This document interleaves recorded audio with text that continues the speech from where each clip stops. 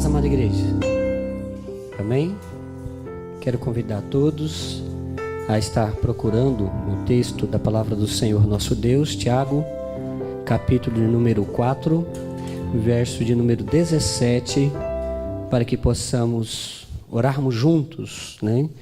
O tema de hoje, na presença de Deus, na sequência da exposição bíblica da carta de Tiago. Amém? Glórias sejam dadas a esse Deus maravilhoso.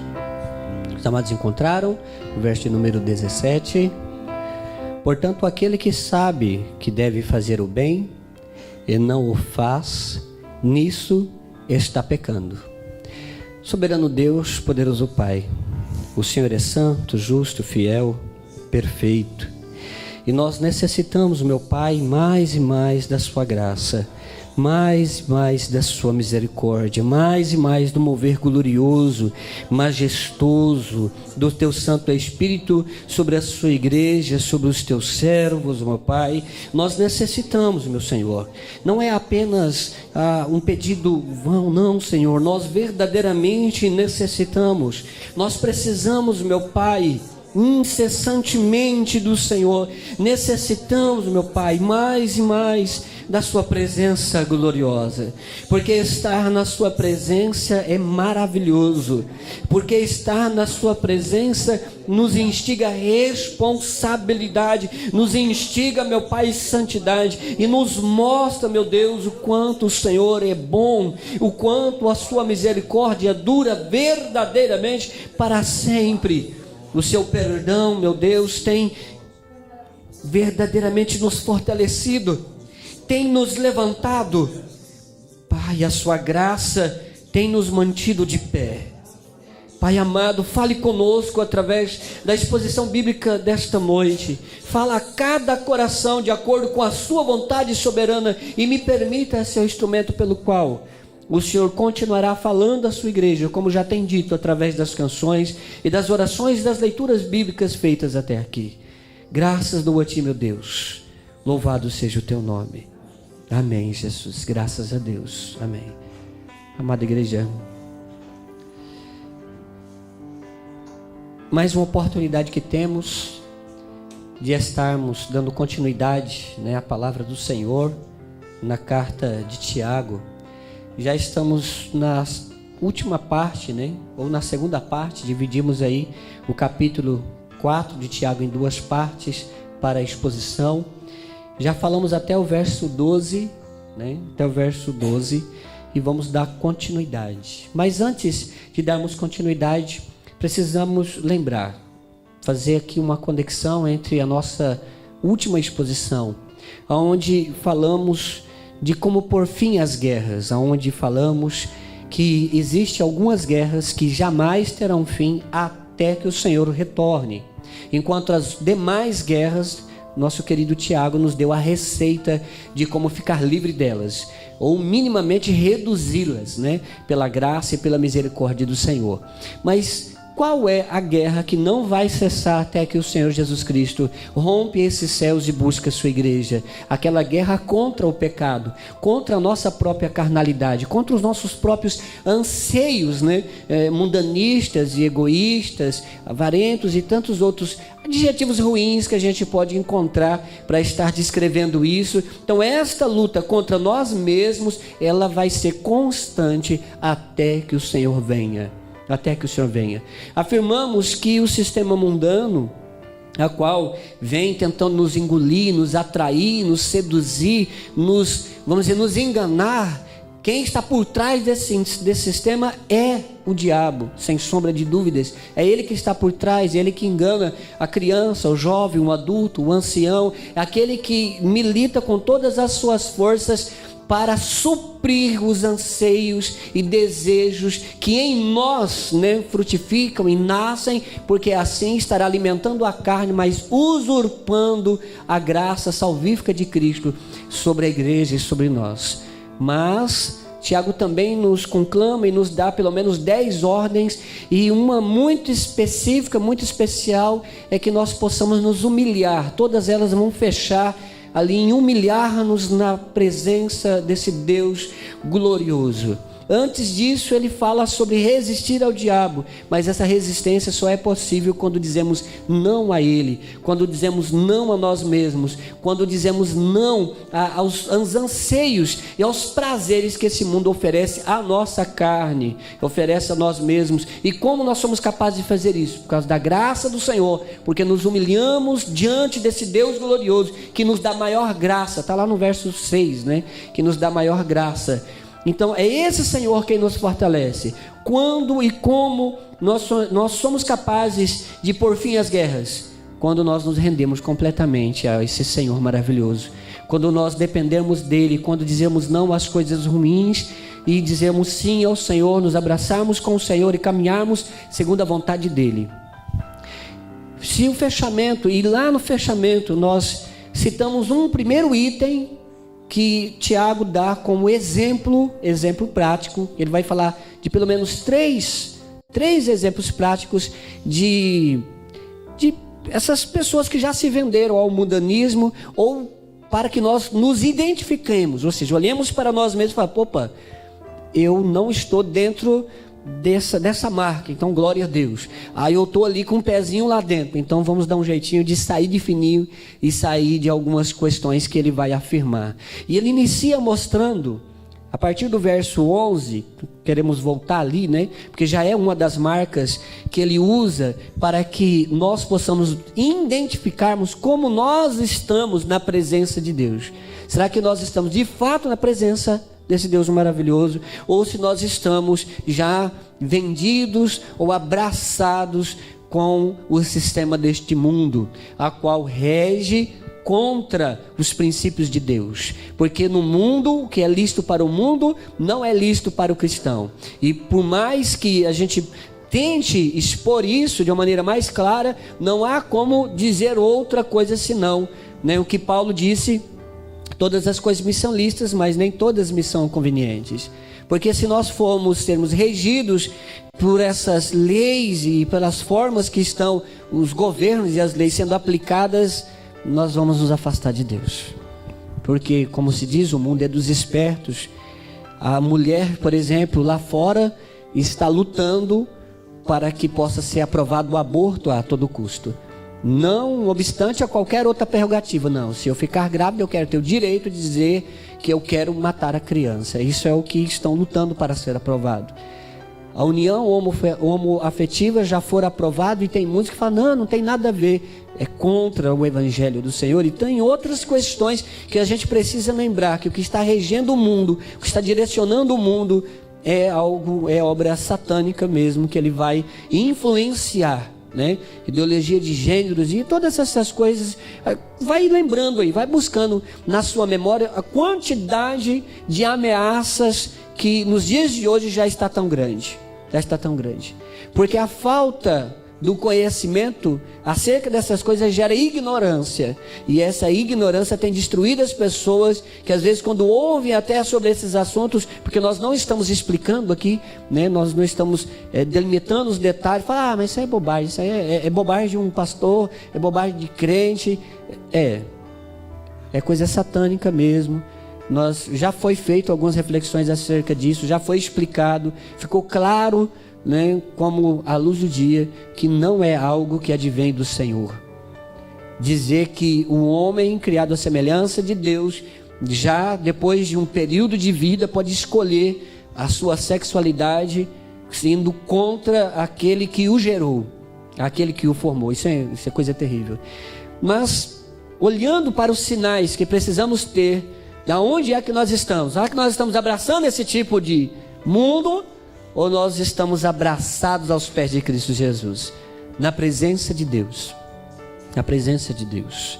Verso 11 a seguir, eu gostaria que os amados acompanhassem. Eu quero pegar do verso 11, que nós já demos uma palhinha, né? Onde ele fala: irmãos, não faleis mal uns dos outros. Aquele que fala mal do irmão ou julga a seu irmão, fala mal da lei e julga a lei. Ora, se julgas a lei, não és observador da lei, mas juiz. Um só é legislador e juiz, aquele que pode salvar e fazer perecer. Tu, porém, que és que julgas o próximo. Explicamos isso aqui apenas para recordarmos. Às vezes as pessoas pegam esse texto e falam, tá vendo? Não pode julgar ninguém, não pode falar do erro de ninguém. Não é bem isso. A questão aqui, nós olhando para todo o contexto anterior, havia uma disputa, uma luta para quem que tinha maior sabedoria, aquele que deveria ocupar cargos de liderança, aqueles que tinham maior questões financeiras, aqueles que usavam a língua e tinham inteligência, tinham oratória, falavam bem e bonito, mas falavam com o intuito de causar destruição, de causar males, conquanto a língua ela é poderosa não apenas para dirigir, mas ela também é poderosa para causar e propiciar bênçãos, ou seja, falar palavras em que agradam, palavras que ensinam, palavras que corrigem, palavras que orientam, palavras que vão transmitir de fato os preceitos e a própria voz de Deus. Então tem todo um contexto anterior que já falamos, e aqui ele está querendo dizer o seguinte: olha, maledicência, infelizmente existem algumas dificuldades com essas questões. Por que maledicência?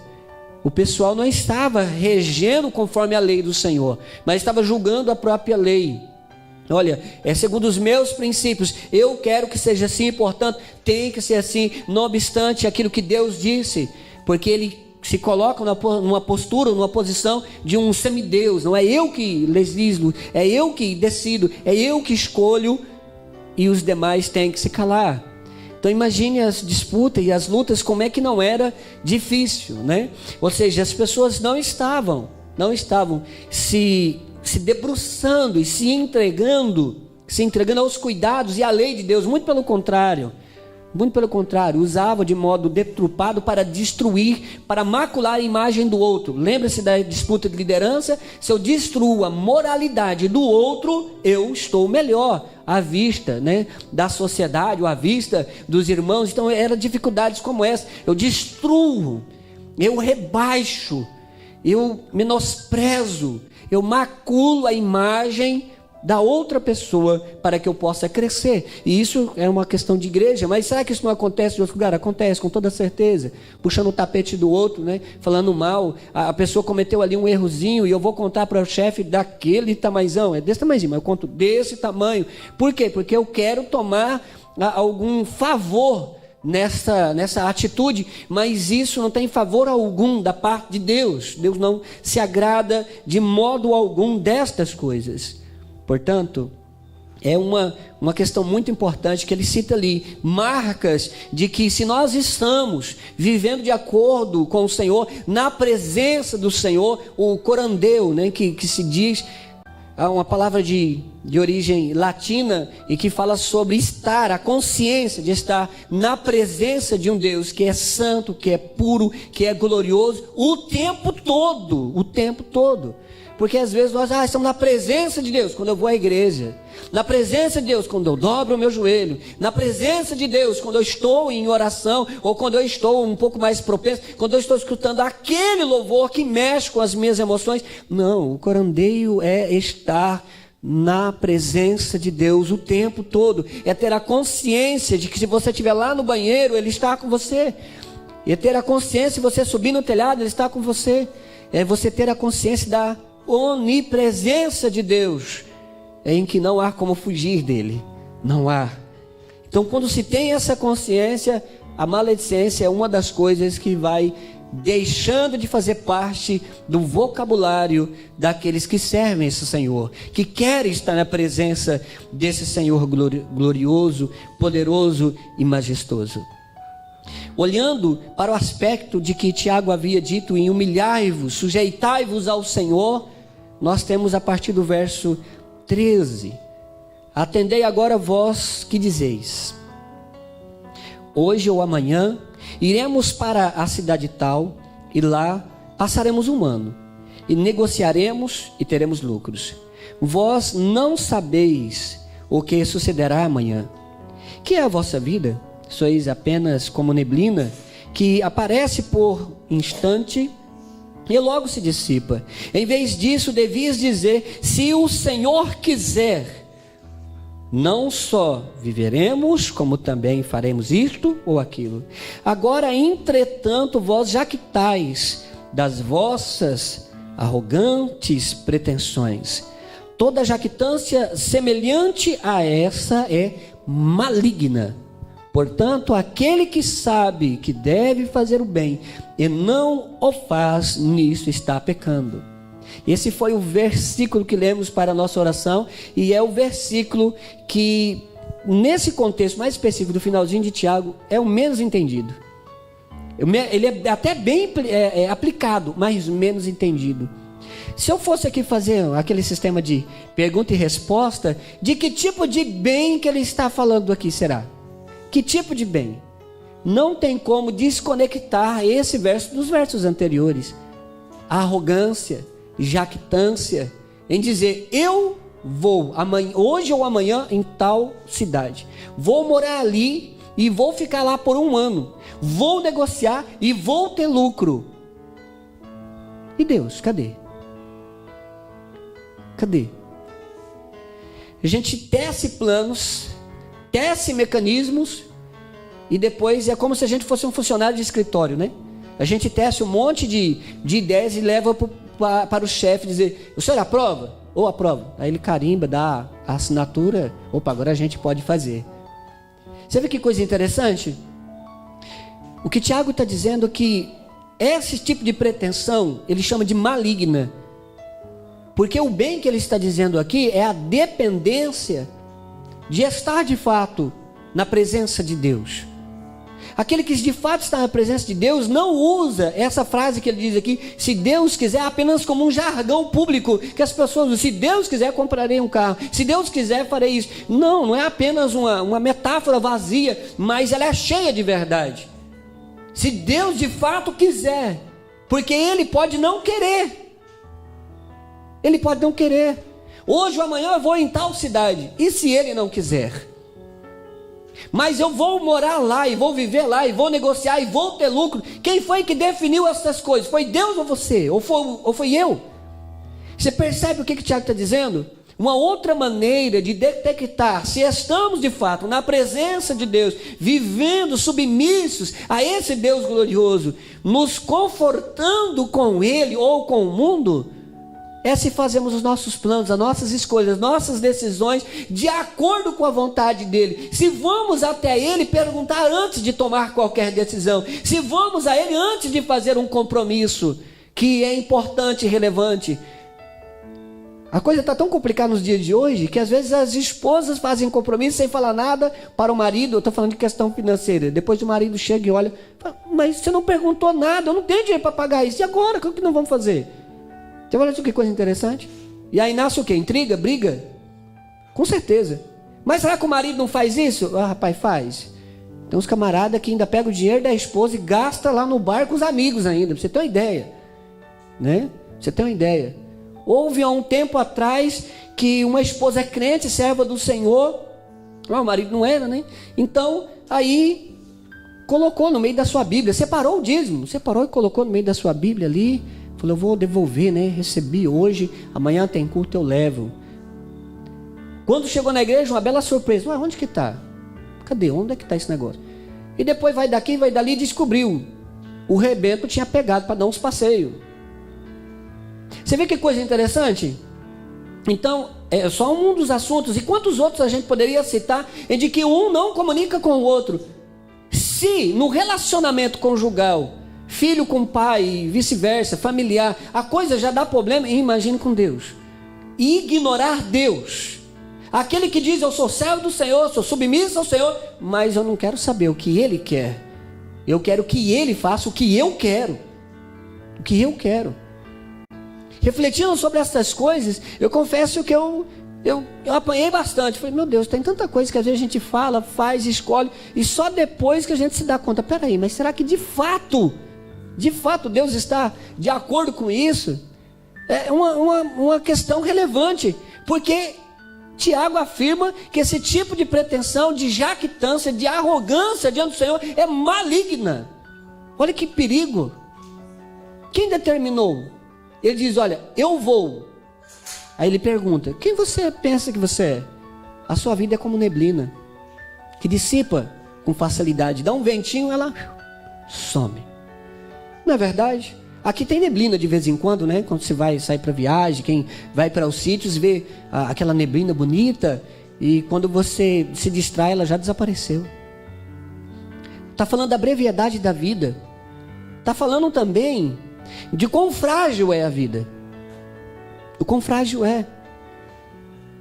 Mas um dos perigos, às vezes as pessoas se juntam e fazem planos, porque esse aqui é o contexto. Provavelmente Tiago está falando de mercadores ou de comerciantes em que decidiam, em que faziam seus negócios, pessoas que tinham um certo poder financeiro e que haviam tido lucros e colocavam mérito disso nas suas decisões, na sua escolha e na sua capacidade.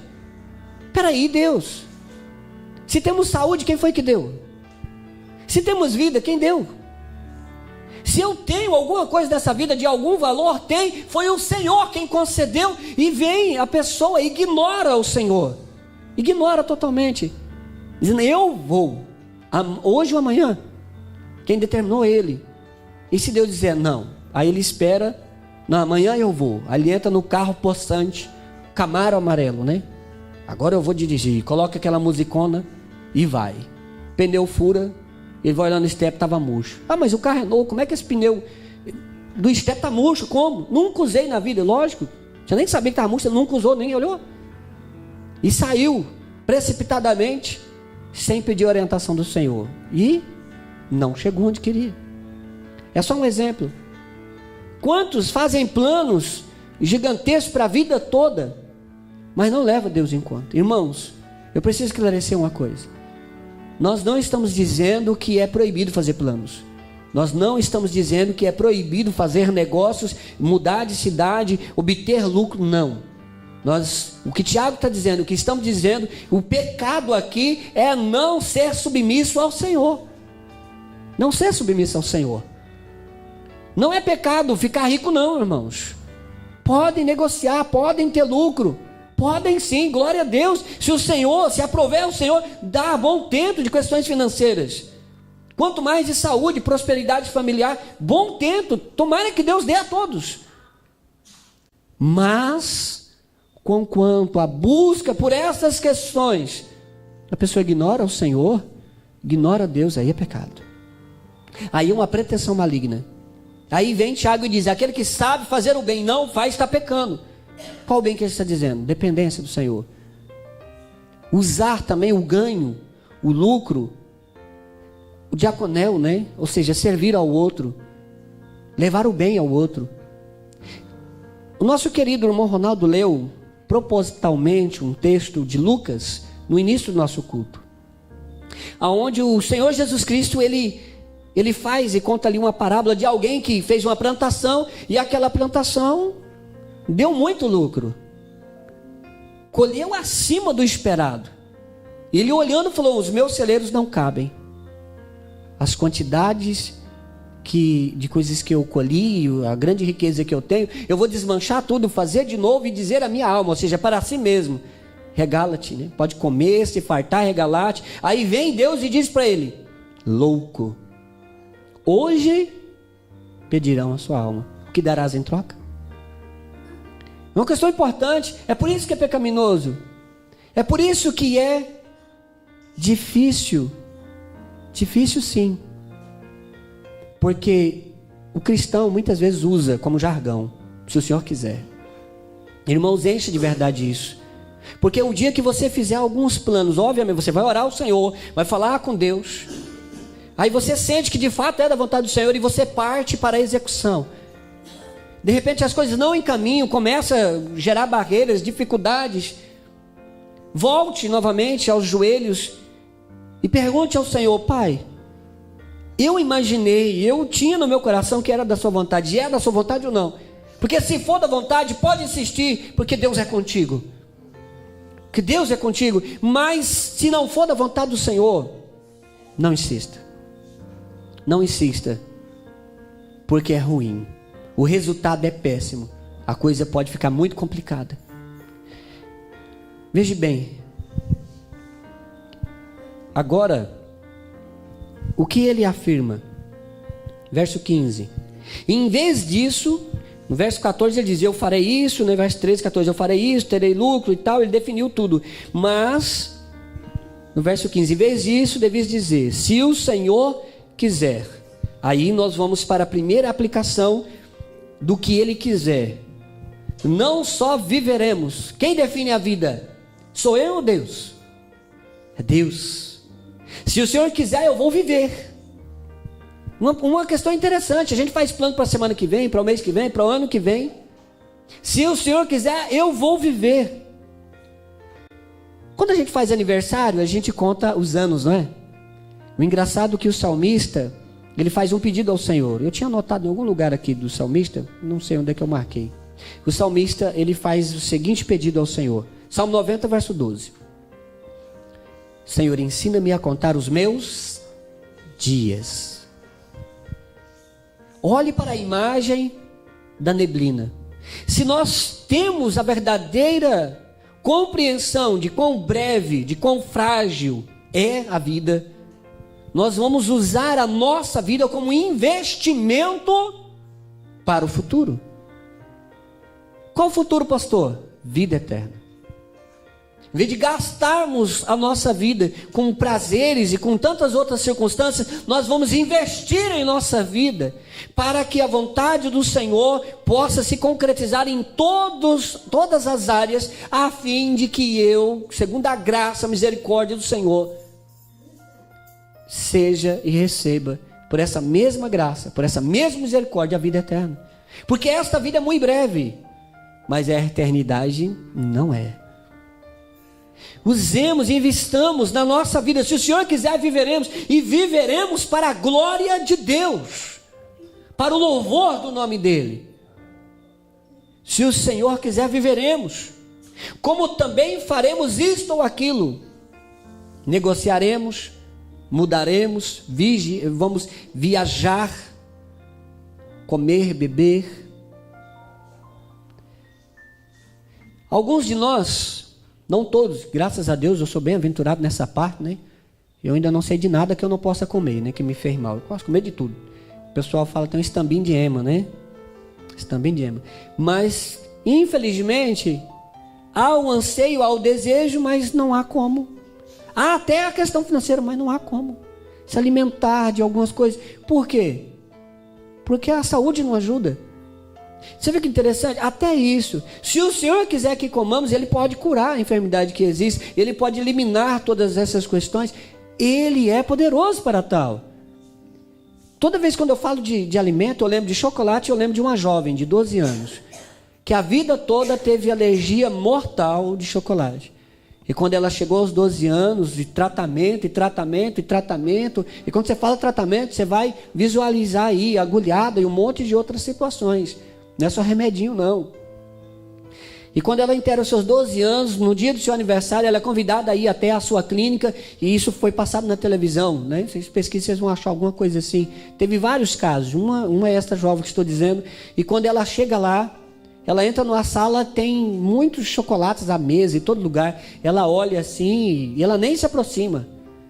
E o interessante é que ela ama chocolate, mas ela não pode comer. Aí o médico falou assim, olha, nós fizemos uma surpresa para você. Esses chocolates aí, você pode comer. Agora eu lhe pergunto, imagina a alegria daquela jovem. Será que você consegue imaginar a alegria de poder fazer algo que você antes não podia? Imagine você isso. É engraçado dizer isso, mas teve uma mulher que, das poucas vezes que eu assisti, um programa de televisão sobre uma outra igreja, teve uma mulher que ela foi dar o testemunho, e ela dizendo, olha, eu tinha um problema sério, eu não conseguia fazer o uso do banheiro de modo natural, mas ela clamou, ela buscou o Senhor, e Deus abençoou, e ela estava toda contente. Eu não vou usar as palavras que ela usou lá, né, que apesar de ser engraçado, mas não cabe aqui. Ela usou uma palavra, uma pessoa simples, né, usou uma palavra muito escrachada, né, e ficou mais do que evidente do que ela estava falando especificamente, né. E quando ela falou, não teve ninguém que não riu, achou engraçado. Mas imagine você na pele de alguém que não pode fazer um xixizinho.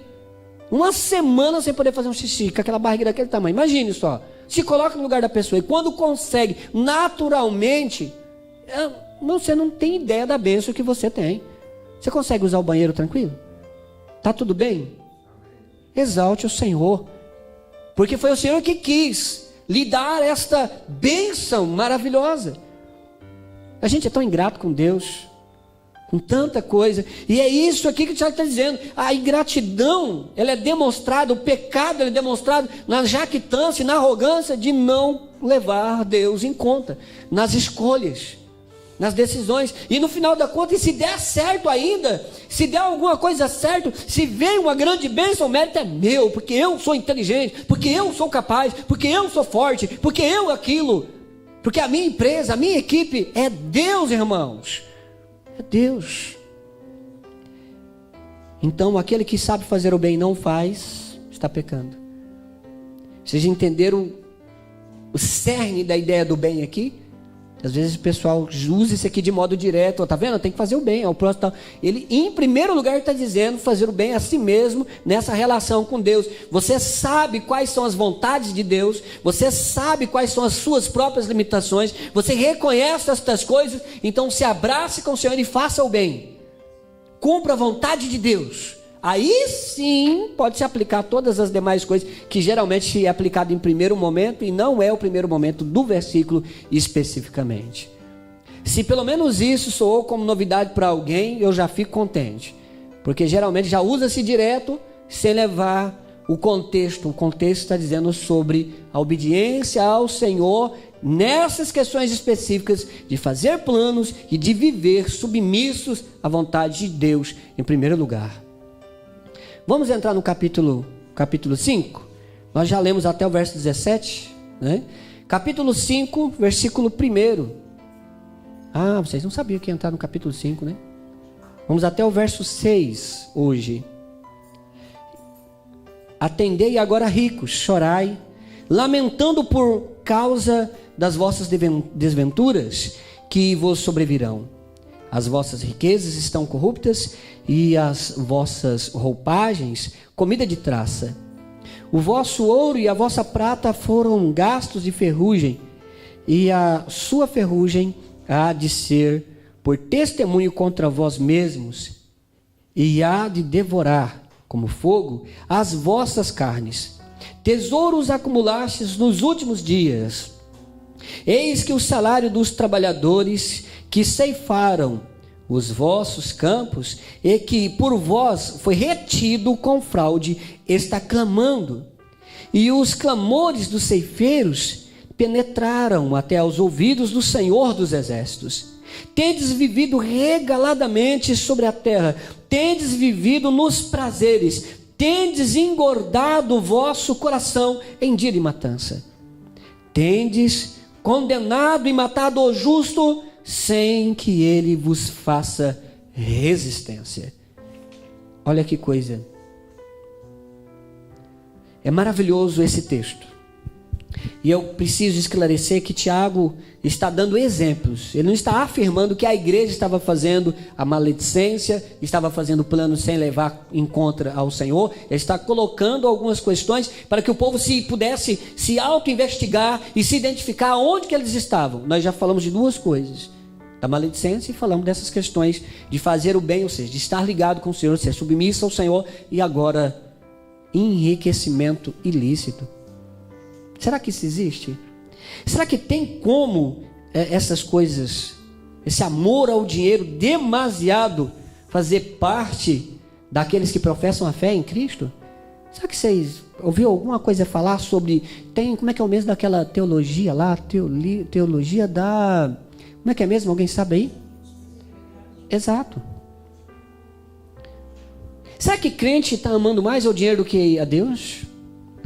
Será que tem... Vamos falar de modo... Não vamos falar o nome, tá, irmãos? Será que tem igrejas que nas suas praças conseguem retirar o bem do fiel para a igreja? Retirar mesmo. De uma maneira um tanto que forçada. Será que isso acontece em algumas igrejas por aí? Você já ouviu... Alguém já ouviu alguma coisa assim? Alguém falar de alguma coisa assim? Pelo menos os dois já ouviu? Ouviram? Olha só. Toda a igreja já ouviu. E será que você já ouviu? Agora eu vou colocar essa categoria vamos dizer assim, no banco dos réus. Já que já ouviu falar de pastores que se enriqueceram às custas de membros, de modo ilícito, não estou falando de modo lícito, que vai que tem um empresário grandão que resolveu dar uma bênção para alguém, foi tocado por Deus, né? Aí é a relação lícita, mas aí a ilicitude da coisa. Será que acontece essas coisas?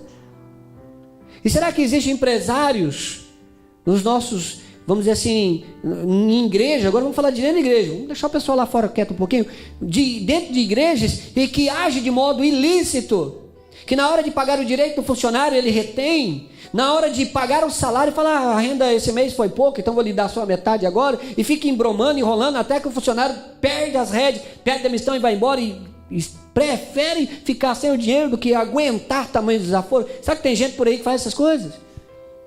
Em todos os meios tem. Em todos os lugares tem. E o que surpreende é que existe ainda pessoas que dizem ter fé, que dizem estar com o Senhor, e que praticam, talvez não com a amplitude que Tiago diz aqui, mas que praticam coisas semelhantes a essas.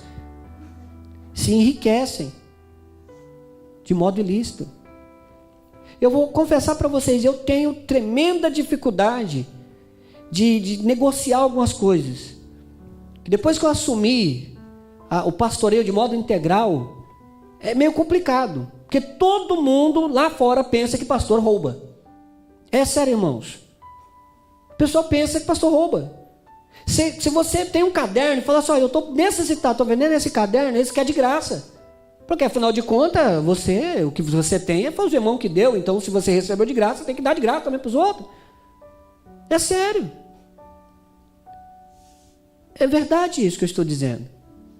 Eu tive algumas experiências um tanto que ingratas, e não só na hora de vender, na hora de comprar então. Na hora de comprar um negócio estranho. Porque eles acham que pastor ganha de 15 mil para cima, acha que é deputado federal, sei lá, alguma coisa assim. Você vai comprar alguma coisa e sobe o preço. Eu não estou falando aqui aqui na nossa cidade, mas a gente já caminhou por aí.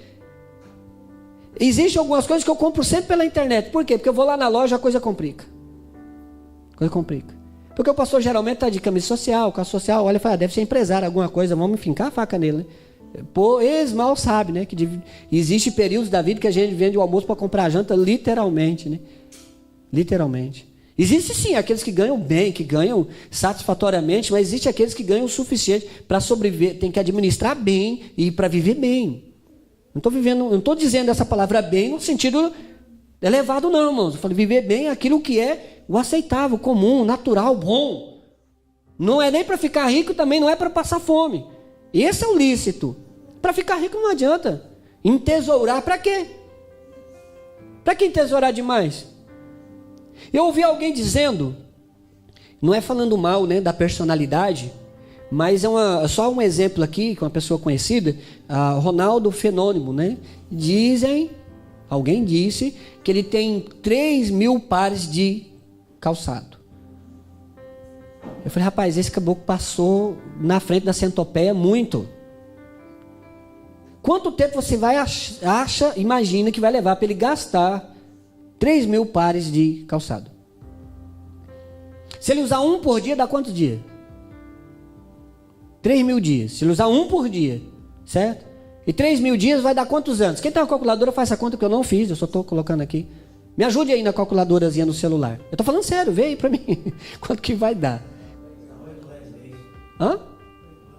8 anos. 8 anos, usa um por dia. E usar um por dia, não vai nem sujar direito, né? A não ser que ele vá para a roça, né? Pisar não. Mas se ele for usar no uso comum, nem vai sujar. Precisa disso? E aí vem Tiago, não estou falando que isso vai acontecer na vida dele, tá, irmãos? Só uma aplicação de um exemplo. Eu estou falando de um homem que tem uma certa postura financeira. Mas, e mulheres, né? Se o homem juntou 3 mil, imagina a mulher com o mesmo poder aquisitivo, né? Ela vai ter uma loja inteira só para ela e olha lá, né? Muito mais coisa. Minha esposa, que a gente, vamos dizer assim, ela só tem 2 pés, tem um bocado de sapato, imagina se, né? As irmãs aí, não tem bastante sapato? Tem, olha, tem muitas que tem bastante, hein?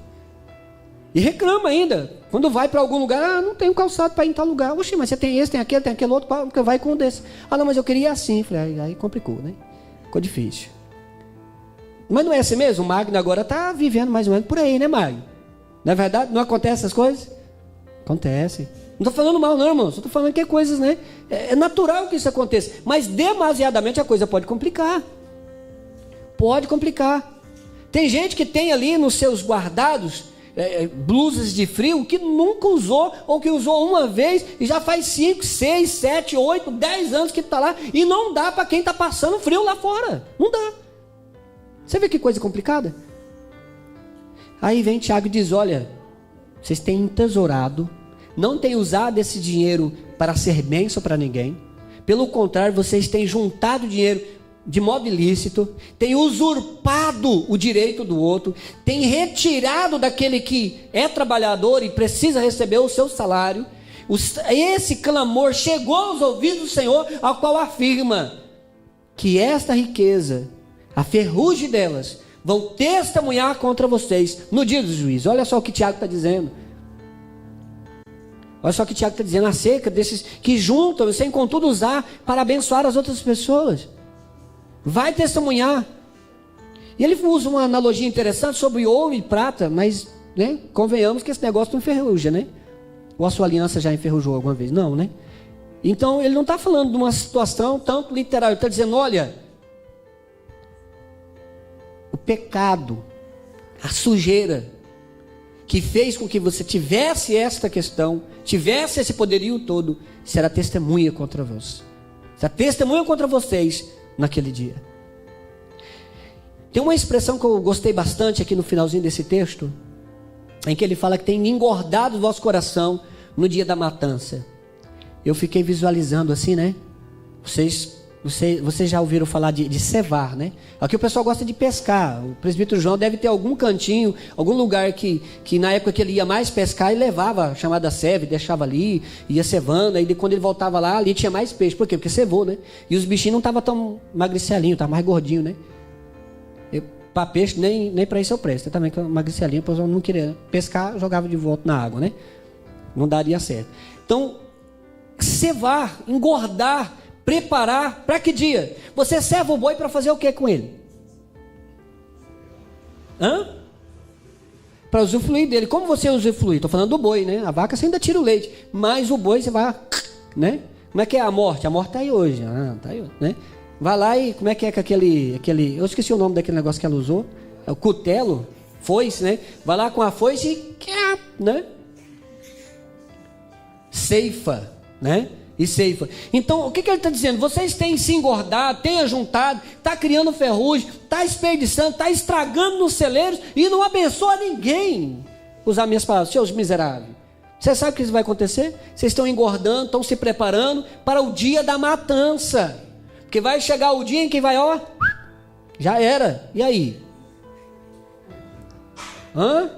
Estão se engordando todo, e aí? Vai chegar o dia da matança. A irmã levou para o outro lado, aí eu já percebi que ela levou para o outro lado. Mas não é disso que eu estou falando, tá? Não estou falando de gordurinhas, né? Eu estou falando de outra coisa, né? A irmã levou para o outro lado. Mas veja bem: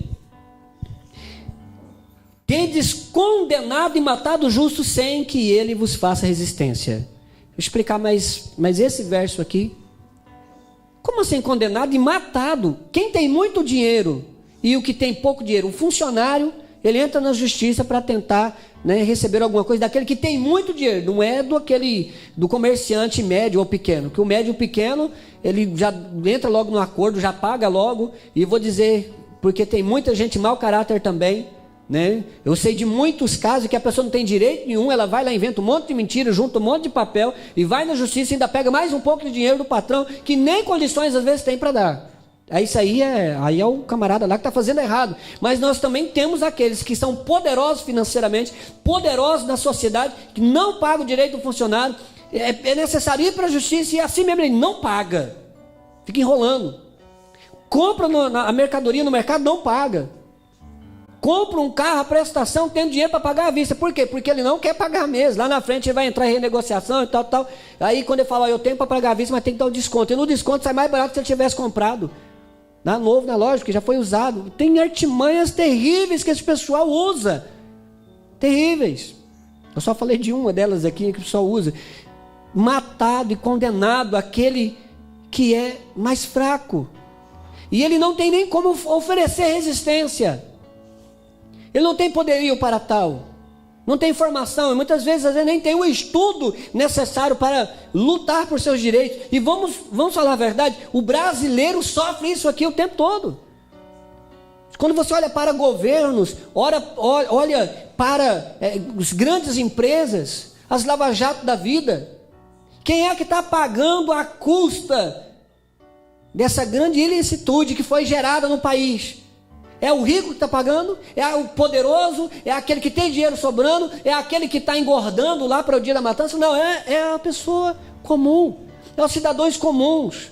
Somos nós que temos pagado a conta do roubo de outros. E isso aqui, irmãos, fazendo uma aplicação para esse sistema que está funcionando assim, fique tranquilo. Porque no dia do juízo darão conta dessas coisas. Porque Tiago está dizendo, estão engordando para o dia da matança. O reto juiz julgará estas coisas. Julgará. Na presença de Deus. Corandeio. Quando nós olhamos para 1 Coríntios capítulo 10, verso 31, nós lembramos que em toda a nossa maneira de viver precisa ser agradável ao Senhor. Quando nós olhamos para esta situação, lembramos novamente de que a presença de Deus e a consciência de quem é esse Deus santo e perfeito nos encoraja, pelo menos, as duas ações. Primeiro, a uma integridade moral em todas as áreas. Quando a gente fala de moral, às vezes a pessoa olha só para o lado da sexualidade. Não, moralidade em todos os campos da vida. A presença, a consciência da presença de Deus tem e precisa gerar no cristão uma perspectiva de uma moralidade exemplar. Exemplar. E também é um dos motivos que vão gerar também integridade vocacional. Como assim vocacional? Se é em toda a nossa maneira de viver, todos nós fomos chamados. Você é chamado filho e servo do Senhor aonde quer que você esteja. Ah, mas estou jogando bola, você é servo do Senhor lá. Estou no meu trabalho, você é servo do Senhor lá. Eu estou de bicicleta pela rua, você é servo do Senhor ali. Estou na escola, você é servo do Senhor ali. Não há outro lugar que você não seja servo do Senhor. E sendo assim, você foi vocacionado para viver de uma maneira a glorificar, exaltar e bem dizer ao Senhor, mesmo sem palavras algumas, mesmo sem qualquer palavra. A criança, o bebê, o jovem, todos nós, integridade moral e vocacional. Onde quer que estejamos, lembremos, na presença de Deus, corandeio, vamos nos abraçar mais e mais com esse Senhor e sermos direcionados e redirecionados para Ele. E se alguma das coisas a qual dissemos aqui, como exemplo, assim como o Tiago usou, está meio que nos apertando, a gente meio que está se assemelhando, vamos buscar no Senhor, para que a gente fique livre disso e caminhe em outra direção, que não esta, porque esta vai chegar o dia da matança. Nós não queremos o dia da matança, nós queremos o dia da glória. Nós queremos o dia do regresso, Senhor, o dia do encontro, o dia do casamento, o dia da grande ceia, o dia em que faz o marco da eternidade. É esse o dia que eu quero. É esse dia que eu quero também para vocês, meus queridos irmãos. E eu quero orar com você, para que o Senhor nos ajude a ter uma consciência, dia após dia, cada vez mais fiel à presença de Deus, na presença de Deus. Amém?